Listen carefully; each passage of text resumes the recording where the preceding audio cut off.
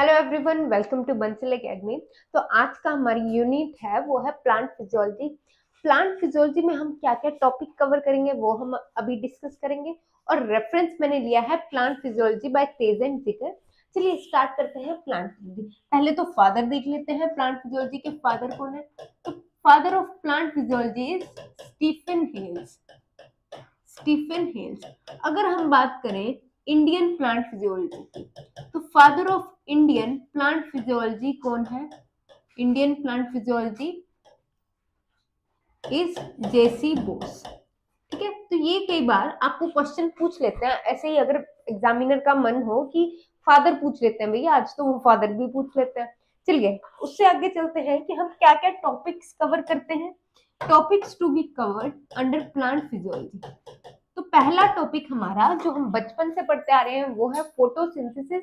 ठीक है, फोटोसिंथेसिस में आपको पता है क्या हो रहा है, ग्लूकोज बन रहा है, ऑक्सीजन इवॉल्व हो रही है, तो वही सारी चीजें हम डिस्कस करेंगे। अब वो इतना आसान नहीं है कि ऑक्सीजन इवॉल्व हो गई ग्लूकोज बन गया, इतना आसान नहीं है भाई। चलिए, तो इसीलिए हम डिस्कस करेंगे। और उसके बाद फोटोसिंथेसिस के बाद एक और टॉपिक आता है फोटो रेस्पिरेशन। फोटो रेस्पिरेशन में हम डिस्कस करते हैं कि प्लांट भी कार्बन डाइऑक्साइड को रिलीज करते हैं, कैसे रिलीज करते हैं, एफिशिएंट होती है नहीं होती, तो ये सारी चीजें हम डिस्कस करते हैं, कार्बन का मेटाबॉलिज्म एक्सेट्रा एक्सेट्रा। उसके बाद हम एक और इम्पोर्टेंट टॉपिक डिस्कस करते हैं, that is plant hormones. And हम इसको क्या बोलते हैं, फाइटो हॉर्मोन्स भी बोलते हैं। कि प्लांट में जितनी भी प्रोसेसेस है वो हार्मोन बेस्ड भी होती है, मतलब हॉर्मोन्स उन प्रोसेसेस को रेगुलेट करते हैं, मैक्सिमम प्रोसेसेस को। ठीक है, अब प्लांट हॉर्मोन्स के बाद हम डिस्कस करते हैं प्लांट वाटर रिलेशंस।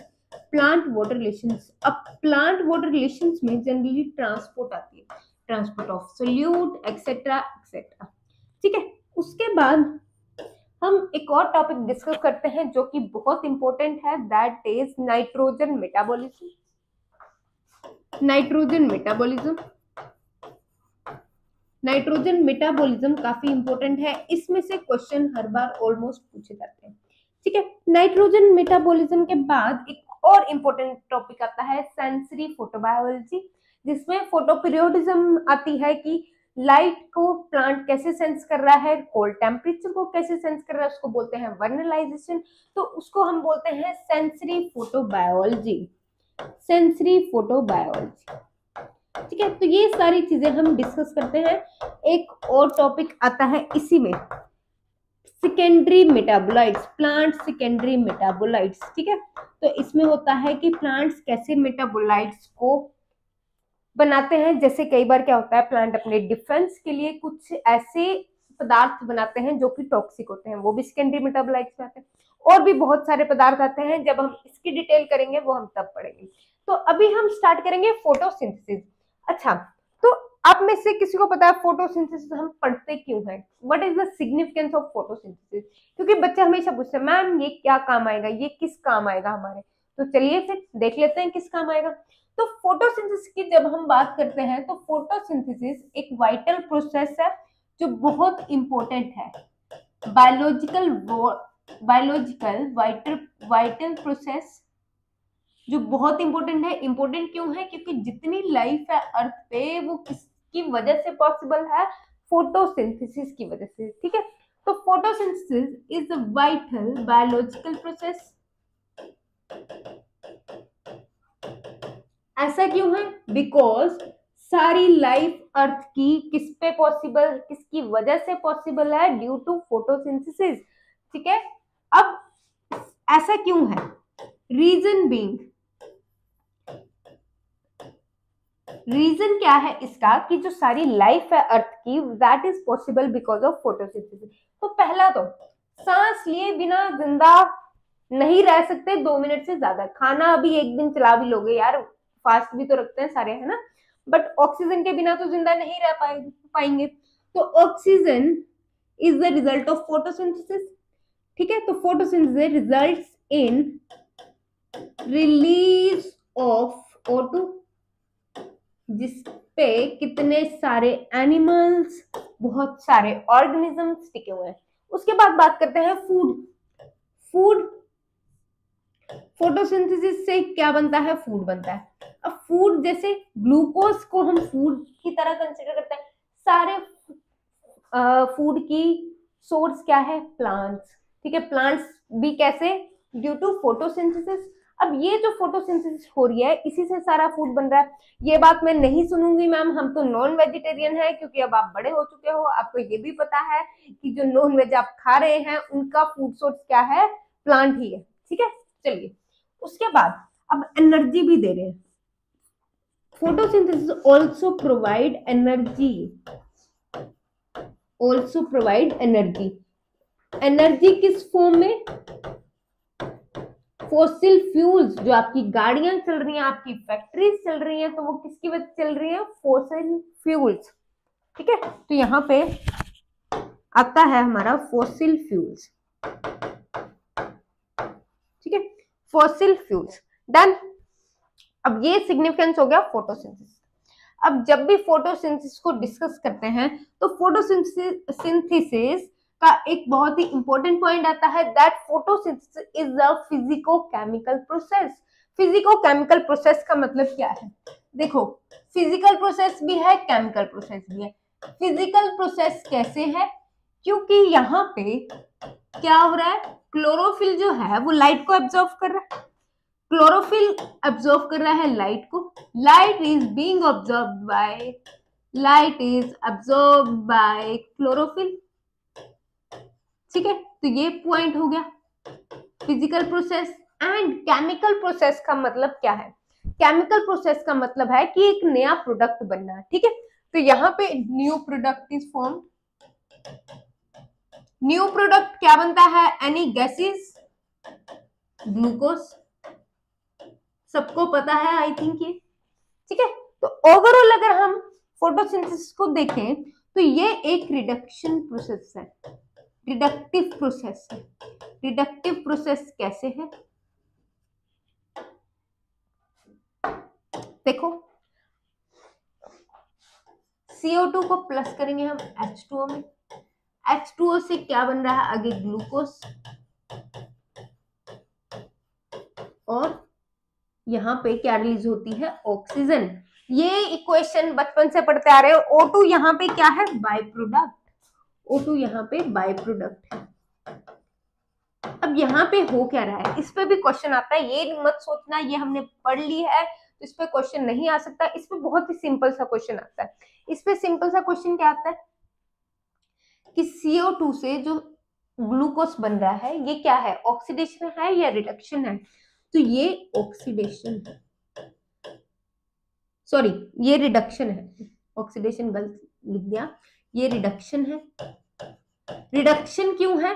कार्बन में हाइड्रोजन का ऐड होना is a reduction process. And H2 से क्या बनता है? O2। ये ऑक्सीडेशन हो रही है, ये ऑक्सीडेशन हो रही है। ऑक्सीडेशन स्टेट निकाल के आप पता लगा सकते हैं, जो आप केमिस्ट्री में पढ़ते हैं। ठीक है, तो अगर हम बात करें फोटोसिंथेसिस की तो ये ओवरऑल रिडक्टिव प्रोसेस क्यों है? क्योंकि दोनों चीजें तो हो रही हैं। तो ओवरऑल रिडक्टिव प्रोसेस इसलिए है क्योंकि यहाँ पे मेन मकसद क्या है? प्लांट का खाना बनाना, फूड बनाना। तो फूड किसकी फॉर्म में बन रहा है? यहाँ पे ग्लूकोज की फॉर्म में। फूड किसकी फॉर्म में बन रहा है? ग्लूकोज की फॉर्म में। और वो कैसे बन रहा है? Due to reduction. तो मेनली यहाँ पे क्या हो रही है? रिडक्शन।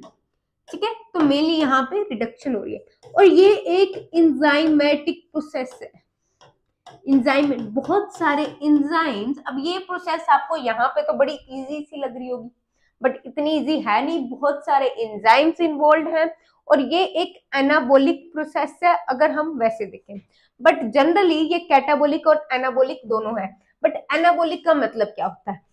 एनाबोलिक का मतलब होता है ऐड, किसी चीज में कुछ ऐड होना और एक नई चीज बनना। तो कैटाबोलिज्म भी हो रहा है। अगर आप देखो H2O का कैटाबोलिज्म हो रहा है, बट मैंने आपको क्या बताया? मेन मकसद क्या है? ग्लूकोज का बनना। तो यहाँ पे कार्बन में जब हाइड्रोजन ऐड हो रही है तब क्या बन रहा है? ग्लूकोज बन रहा है। तो इसीलिए इसको क्या बोलते हैं हम? एनाबोलिक प्रोसेस बोलते हैं। It is overall anabolic process. इतनी बातें क्लियर हो गई। अब यहाँ पे एक और बात आती है कि इनऑर्गेनिक कार्बन से क्या बन रहा है? यहाँ पे ऑर्गेनिक कंपाउंड बन रहा है। इनऑर्गेनिक। अब ऑर्गेनिक और इनऑर्गेनिक तो आपने पढ़ा है। इनऑर्गेनिक से क्या बन रहा है, ऑर्गेनिक कंपाउंड बन रहा है। ऑर्गेनिक कंपाउंड यहाँ पे क्या है, ग्लूकोज। ऑर्गेनिक कंपाउंड क्या है यहाँ पे, ग्लूकोज। ठीक है, ऑर्गेनिक कंपाउंड ग्लूकोज है। अब इनऑर्गेनिक, ऑर्गेनिक आपको पता है जिसमें कार्बन, हाइड्रोजन, ऑक्सीजन हो, ये कब पढ़ते हैं, केमिस्ट्री में पढ़ते हैं, बट अभी मैंने आपको बता दिया है। तो इनऑर्गेनिक से ऑर्गेनिक कंपाउंड, इनऑर्गेनिक कार्बन से जनरली क्या बनता है यहाँ पे, ऑर्गेनिक कंपाउंड ग्लूकोज। डन, इतनी बात की है।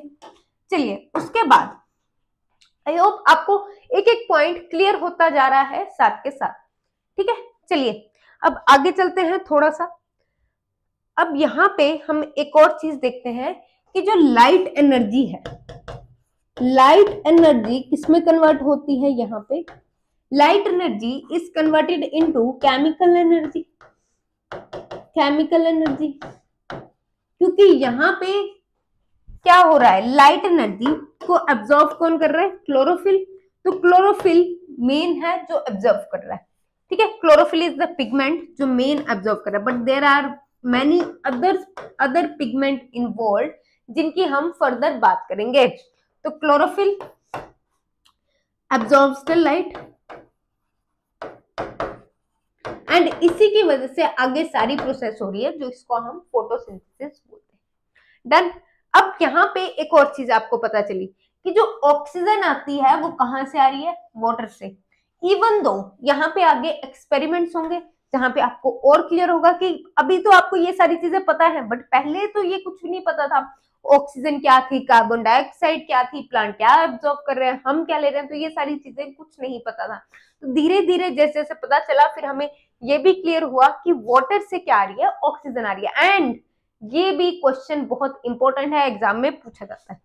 चलिए अगर, और ये इजीएस्ट क्वेश्चन है, one of the easiest question जो एग्जामिनर पूछ सकता है कभी उसका मूड हो। ठीक है, तो साथ में H2O, O2 कहां से आ रही है, H2O से आ रही है। डन। अब ये हो गई बेसिक इंट्रोडक्शन, फोटोसिंथेसिस की बेसिक इंट्रोडक्शन बस। चलिए अब फोटोसिंथेसिस कौन कौन से लोग करते हैं, फोटोसिंथेटिक ऑर्गेनिजम्स कौन कौन से हैं, फोटोसिंथेटिक कौन कौन से ऑर्गेनिज्म है। तो फोटोसिंथेटिक ऑर्गेनिजम्स, पहले तो देखो फोटोसिंथेसिस भी दो टाइप की है, ऑक्सीजेनिक एंड एनऑक्सीजेनिक। ऑक्सीजेनिक से आप समझ गए हो एंड एनऑक्सीजेनिक से भी समझ गए हो। ऑक्सीजेनिक का मतलब O2 इवॉल्व हो रही है, ऑक्सीजेनिक का मतलब क्या है, O2 is being evolve, O2 यहाँ पे इवॉल्व हो रही है। वेयरएज अगर मैं बात करूं एनऑक्सीजेनिक की, तो एनऑक्सीजेनिक का मतलब क्या है,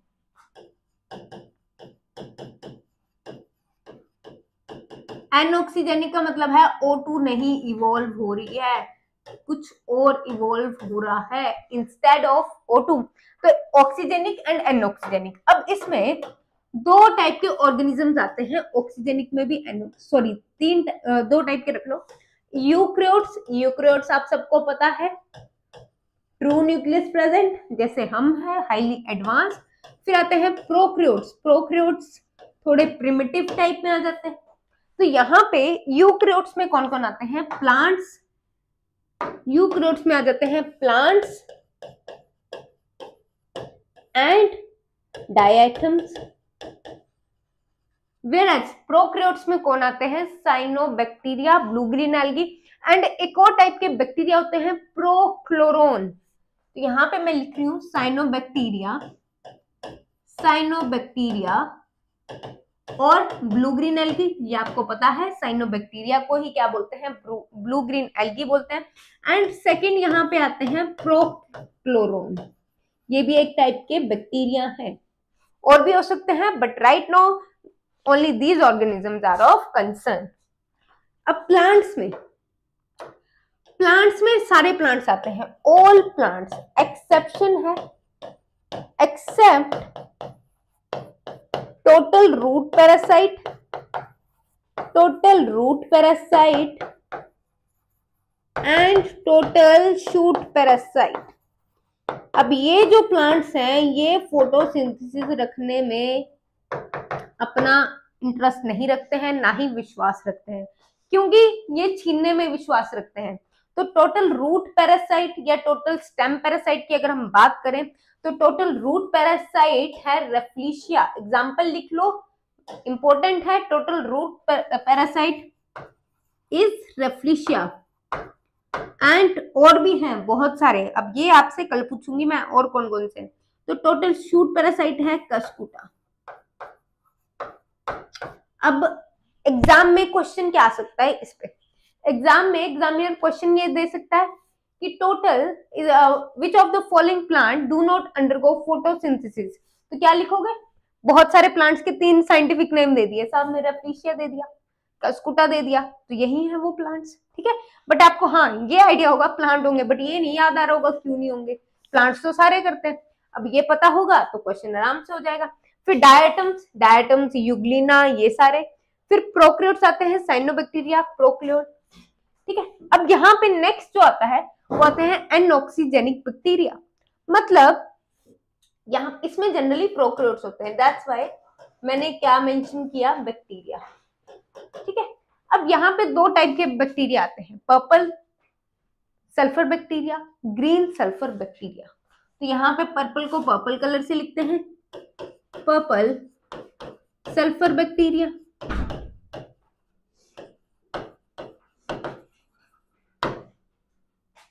और green sulphur bacteria.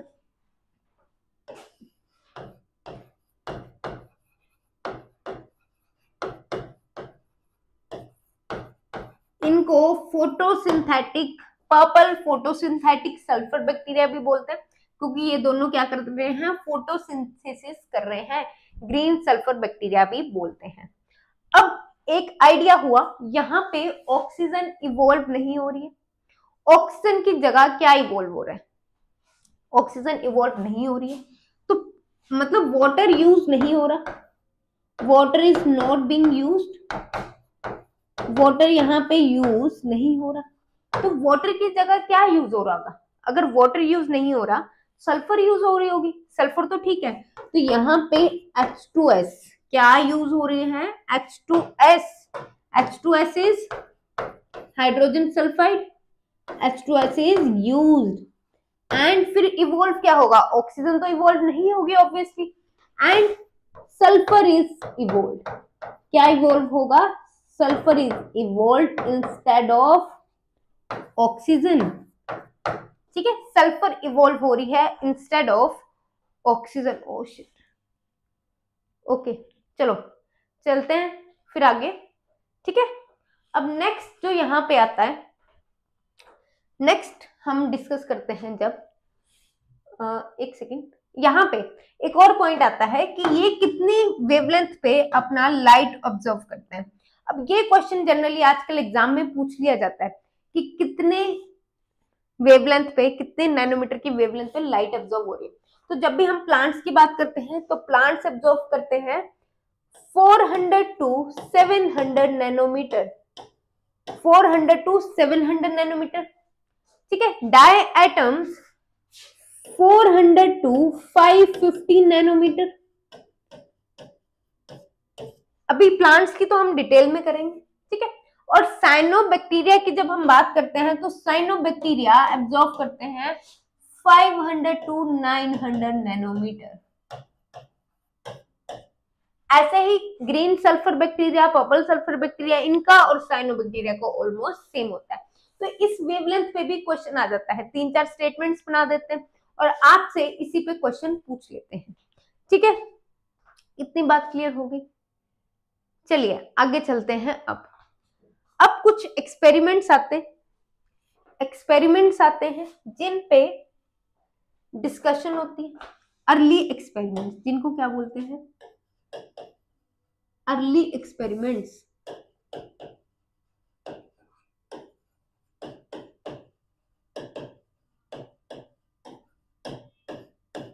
Early experiment में क्या है कि पहले किसी को नहीं पता था क्या हो रहा है, ठीक है, कहाँ से ऑक्सीजन आ रही है, कहाँ से फोटोसिंथेसिस हो रही है। तो बस उन्हीं को प्रूव करने के लिए कुछ साइंटिस्ट आए जिन्होंने ये एक्सपेरिमेंट परफॉर्म किए, ठीक है, तो पहला जो एक्सपेरिमेंट आता है वो आता है यहाँ पे variegated leaf experiment. Variegated leaf experiment, variegated leaf experiment का मतलब क्या है, दो लीफ में दो कलर्स है, ठीक है, दो कलर्स की लीफ है, येलो, जनरली मनी प्लांट की हो सकती है ये, ठीक है, येलो लीफ हो गई, बीच में येलो पैचेस हैं इसके, बाकी ग्रीन पैचेस हैं, तो इस तरह से जैसे ये ग्रीन पैचेस आ गए, येलो पैचेस हैं, तो अलग अलग पैचेस हैं प्रेजेंट। अब इसका क्या किया, अब इससे पहले आपको एक और बात बता दूं कि जो आयोडीन है, आयोडीन की प्रेजेंस में हम स्टार्च को टेस्ट कर सकते हैं, आयोडीन की प्रेजेंस में हम स्टार्च को टेस्ट कर सकते हैं, ठीक है। जो आयोडीन है, आयोडीन स्टार्च की प्रेजेंस में, अगर आयोडीन, स्टार्च और आयोडीन मिक्स कर जाए तो स्टार्च ब्लू ब्लैक कलर देती है।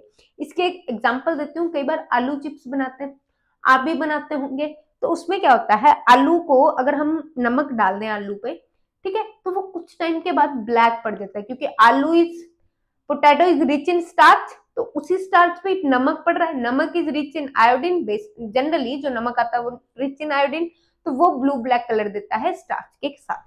तो ये एक्सपेरिमेंट आप नहीं भूलोगे, ना ही आपको भूलना है, ठीक है।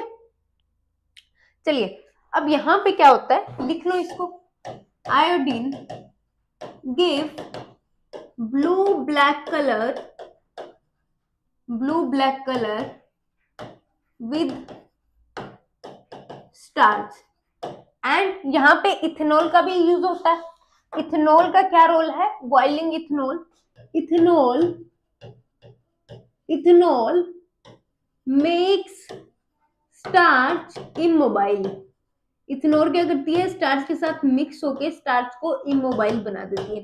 तो ये सारा एक्सपेरिमेंट इसी पे बेस्ड है, तो ये सारा एक्सपेरिमेंट इसी पे बेस्ड है, इथेनॉल मेक्स स्टार्च इमोबाइल। तो ये लिया हमने वेरीगेटेड लीफ ले लिया, ठीक है, लीफ में दोनों कलर है। अब क्या किया, इस लीफ को बॉइलिंग इथेनॉल में उबाला, ठीक है, बॉइलिंग इथेनॉल में उबाला। अब ये लीफ ऐसी की ऐसी रही, ये लीफ आ गई, ठीक है। अब यहां पे क्या किया गया, स्टार्च टेस्ट किया गया, starch test was done, starch test was done, इसी के ऊपर स्टार्च टेस्ट डन किया गया। स्टार्च टेस्ट कैसे किया होगा, आयोडीन को डाल के। अब यहाँ पे आयोडीन को डाला गया लीफ पे, तो लीफ ने ब्लू ब्लैक कलर कहाँ दिया, जहां पे ब्लू ब्लैक कलर कहाँ पे दिया, यहाँ पे ग्रीन कलर था, यहाँ पे ग्रीन कलर ऑलरेडी था, तो ब्लू ब्लैक कलर कहाँ दिया, यहाँ पे, ये है, ये दिया ब्लू ब्लैक कलर, और ये दिया। तो इसका कंक्लूजन क्या आता है, इन्फ्रेंस क्या आता है, बताइए जरा, ठीक है,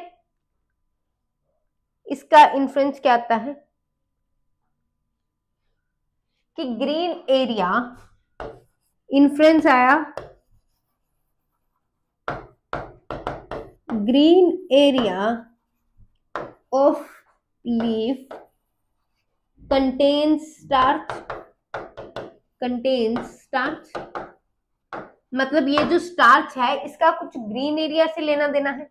इतनी बात हो गई वेरीगेटेड लीफ एक्सपेरिमेंट में। फिर आए moles half leaf experiment. Next जो यहाँ पे एक्सपेरिमेंट आया वो आया मोल्स हाफ लीफ एक्सपेरिमेंट।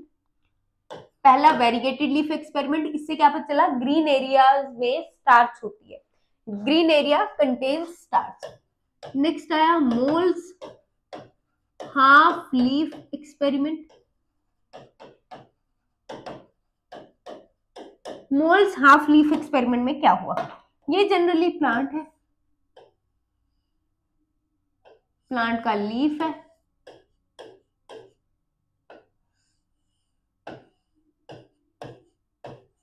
ठीक है। अब इसका सेटअप कुछ इस तरह किया गया कि यहाँ पे टेस्ट ट्यूब रखी गई, टेस्ट ट्यूब रखी गई। अब इसी टेस्ट ट्यूब में क्या किया गया, लीफ को, हाफ लीफ को इस टेस्ट ट्यूब में डाला गया, इंसर्ट किया गया, ठीक है, हाफ लीफ को टेस्ट ट्यूब में डाला गया और इसी टेस्ट ट्यूब के अंदर KOH रखा गया। KOH का काम क्या है, यहाँ पे KOH एब्जॉर्ब CO2, ये क्या करता है, CO2 को एब्जॉर्ब कर लेता है, ठीक है, CO2 को एब्जॉर्ब कर लेता है। अब यहाँ पे जितनी CO2 होगी, हाफ लीफ अंदर है टेस्ट ट्यूब के, जितनी CO2 होगी वो कहाँ एब्जॉर्ब हो जाएगी, KOH में हो जाएगी, ठीक है। फिर उसके बाद सेम टेस्ट किए गए, इस लीफ को बाहर ले लिया गया, इस यहां से बाहर निकाला गया और पूरे लीफ का स्टार्च टेस्ट किया गया। स्टार्च टेस्ट कैसे करेंगे, बॉइलिंग इथेनॉल में डालेंगे, फिर स्टार्च टेस्ट होगा, सॉरी बॉइलिंग इथेनॉल में डालेंगे, वही सारा प्रोसीजर है, बहुत इजी है, कुछ टफ नहीं है, ये आप बचपन से पढ़ते आ रहे हैं। तो बॉइलिंग इथेनॉल डाला और फिर से लीफ थोड़ी पेल सी हो जाती है जब बॉइलिंग इथेनॉल में करते हैं इसको बॉइल, फिर आ गया स्टार्च टेस्ट, स्टार्च टेस्ट। अब क्या लगता है आपको क्या निकला होगा स्टार्च टेस्ट, तो अगर ये लीफ है और हाफ लीफ किसमें थी, हाफ लीफ जो हाफ लीफ टेस्ट ट्यूब के अंदर थी जहां पे CO2 अवेलेबल नहीं थी, उस हाफ लीफ का क्या हुआ, उस हाफ लीफ का क्या हुआ, वहां पे स्टार्च टेस्ट नेगेटिव आया, यहाँ पे स्टार्च टेस्ट नेगेटिव आया क्योंकि यहाँ पे प्रेजेंट नहीं थी और यहाँ पे स्टार्च टेस्ट पॉजिटिव आया। मतलब यहां से एक चीज तो क्लियर हुई कि CO2 is important for starch formation, CO2 is important. Influence क्या आया इस एक्सपेरिमेंट का, CO2 इज इंपॉर्टेंट, बाहर तो CO2 है ना, क्लियर हो गया, इज एसेंशियल और important for starch formation, starch formation, ठीक है। ये दो एक्सपेरिमेंट हो गए। अब यहाँ पे इन एक्सपेरिमेंट्स में जनरली जो चलेगा वो यही चलेगा इन एक्सपेरिमेंट्स में कि स्टार्च फॉर्मेशन हो रही है, अब फोटोसिंथेसिस से ही हो रही है स्टार्च फॉर्मेशन, तो यही चीजें इस एक्सपेरिमेंट में चलेंगी जितने भी एक्सपेरिमेंट हम करेंगे। तो पहले ये दो एक्सपेरिमेंट हो गए, फिर आता है experiment bell jar experiment by Joseph Priestley. Next experiment bell jar experiment by Joseph Priestley. Experiments थोड़े बोरिंग नहीं हैं, ये बहुत इंटरेस्टिंग एक्सपेरिमेंट थे तब के लिए जब आपको नहीं पता, अब आपको थोड़े बोरिंग लग सकते हैं क्योंकि ये एक्सपेरिमेंट का जो इन्फ्रेंस है, कंक्लूजन है, वो आपको पता है, पर एक्सपेरिमेंट पे क्वेश्चन आ जाता है, पॉइंट ये। चलिए तो नेक्स्ट है bell jar experiment, bell jar experiment by Joseph Priestley, by Joseph Priestley, bell jar experiment by Joseph Priestley. कब किया इन्होंने ये एक्सपेरिमेंट, 1770 में, 1770 में ये एक्सपेरिमेंट किया इन्होंने। एक बेल जार लिया इस तरह का कुछ, ठीक है, काइंड ऑफ इस तरह का बेल जार लिया। उसके बाद बेल जार में इन्होंने क्या किया, एक चूहा डाला। अब हंसना मत चूहे पे, मुझे ऐसा ही आता बनाना, ठीक है, अरे चलिए, और साथ में कैंडल रख दी, साथ में कैंडल रख दी, burning candle, burning candle was placed, ठीक है। अब हुआ क्या, इसी को आफ्टर 10 मिनट्स ऑब्जर्व किया उन्होंने, आफ्टर 20 मिनट्स रख लो, आफ्टर 20 मिनट्स, 20 मिनट्स वैसे होंगे नहीं इसमें, ठीक है, पहले ही हो जाएगा काम, बट लेट्स सपोज 20 मिनट्स। तो हुआ क्या आफ्टर 20 मिनट्स? अरे मुझे पता है आप लोगों को आता है ये, तो फिर भी ध्यान से देखो, चलो।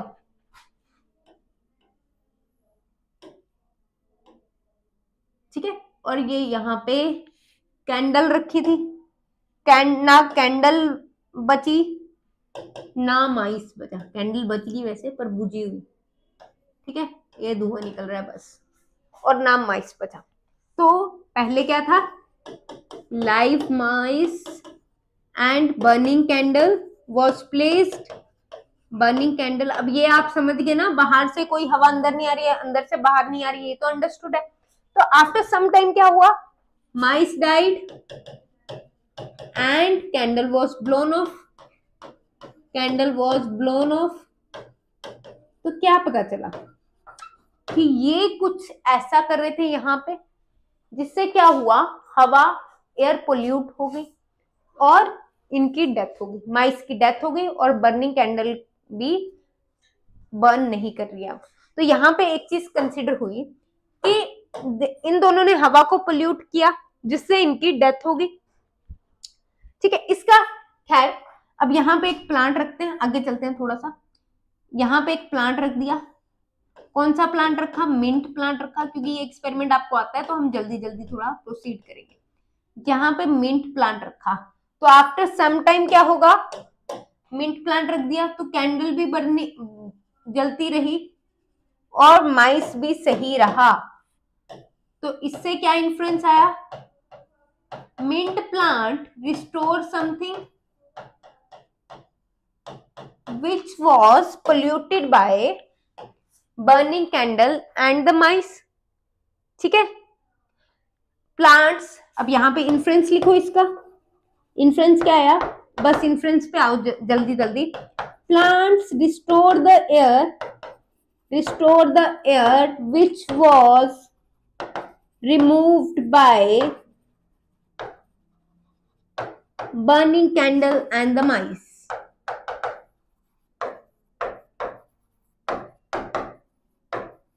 ठीक है, तो ये 3 एक्सपेरिमेंट्स किए हमने। पहला एक्सपेरिमेंट वेरीगेटेड लीफ एक्सपेरिमेंट, जिसमें हमें ये पता चला ग्रीन एरिया पे ही स्टार्च फॉर्मेशन होती है।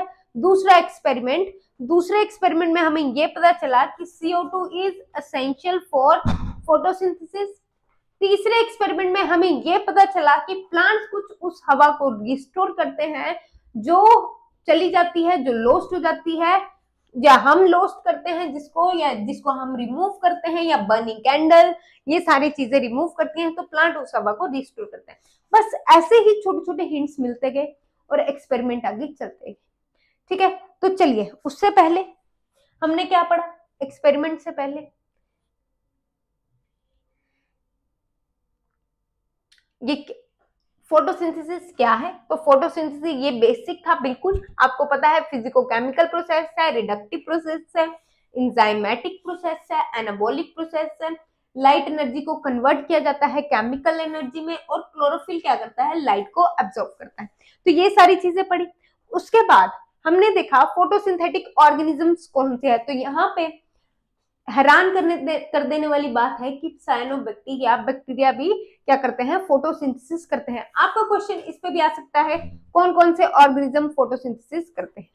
ठीक है, तो अगर हम बात करें ऑक्सीजेनिक में, तो यूकैरियोट्स एंड प्रोकैरियोट्स दोनों आते हैं। प्लांट्स, अब ये भी हैरान कर देने वाली बात है कि कुछ प्लांट्स ऐसे भी हैं जो फोटोसिंथेसिस नहीं करते हैं।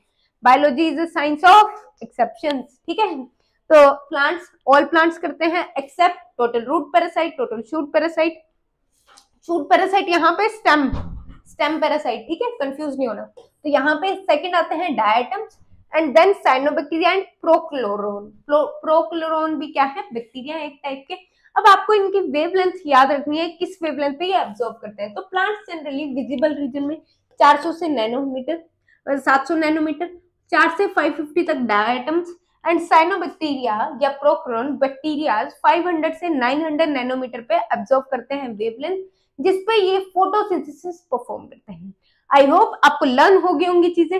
फिर एनऑक्सीजेनिक भी होते हैं कुछ बैक्टीरिया जो कि प्रोकैरियोट्स हैं, जैसे purple sulphur bacteria, green sulphur bacteria. इसमें क्या हो रहा है, H2O यूज नहीं हो रही है, H2S यूज हो रही है। अगर H2S यूज हो रही है, O2 यूज नहीं और H2O नहीं यूज हो रहा, मतलब O2 इवोल्व भी नहीं हो रही है, ठीक है, क्योंकि हम जितने भी फोटोसिंथेसिस के एक्सपेरिमेंट करते हैं उसमें H2O से क्या आती है, O2 आती है, ठीक है। और यहाँ पे H2S यूज हो रहा है, मतलब सल्फर ही इवोल्व हो रहा है इंस्टेड ऑफ O2, ये बात आपको याद रखनी है। उसके बाद फिर हम एक्सपेरिमेंट्स पे आगे, variegated leaf experiment and moles half leaf experiment, Jain engine house experiment. अब एक क्वेश्चन सॉल्व करते हैं, अगर आपको सारा समझ आया है तो इस क्वेश्चन पे आ जाओ। Photosynthesis is oxidation reduction process in which, generally मैंने आपको बताया ऑक्सीडेशन रिडक्शन प्रोसेस है, बट इसको कंसिडर रिडक्टिव प्रोसेस करते हैं। अगर एग्जाम में क्वेश्चन आता है photosynthesis is a reductive process, तो आपको टिक करना है उस पर, ठीक है। तो चलिए बताओ इसमें क्या ऑक्सीडाइज हो रहा है और क्या रिड्यूस हो रहा है, क्या ऑक्सीडाइज हो रहा है और क्या रिड्यूस हो रहा है। वाटर ऑक्सीडाइज हो रहा है एंड CO2 रिड्यूस हो रही है, यही था। तो ऑप्शन कौन सी, CO2 एंड H2 गलत हो जाती है, H2 एंड CO2 सही हो जाती है। अब इसमें भी बड़े बच्चे कंफ्यूज होते हैं कि दोनों रिड्यूस तो नहीं हो रहे, ऐसा नहीं होता, क्योंकि दोनों रिड्यूस नहीं हो रहे, but overall photosynthesis is the reductive process, because हमें पता है formation of glucose is the main part, ठीक है, ग्लूकोज का बनना इज द मेन पार्ट, तो बोथ आर रिड्यूस्ड, ये भी गलत है। वैसे ओवरऑल फोटोसिंथेसिस रिडक्टिव प्रोसेस है, ठीक है। तो कल हम कंटिन्यू करेंगे अर्ली एक्सपेरिमेंट से ही, आगे क्या हुआ एक्सपेरिमेंट्स में, कैसे आगे चीजें क्लियर हुई, अभी तो बहुत कुछ जानना है। तो फोटोसिंथेसिस को ऐसे कंटिन्यू करेंगे, मिलते हैं नेक्स्ट लेक्चर में। Thank you so much.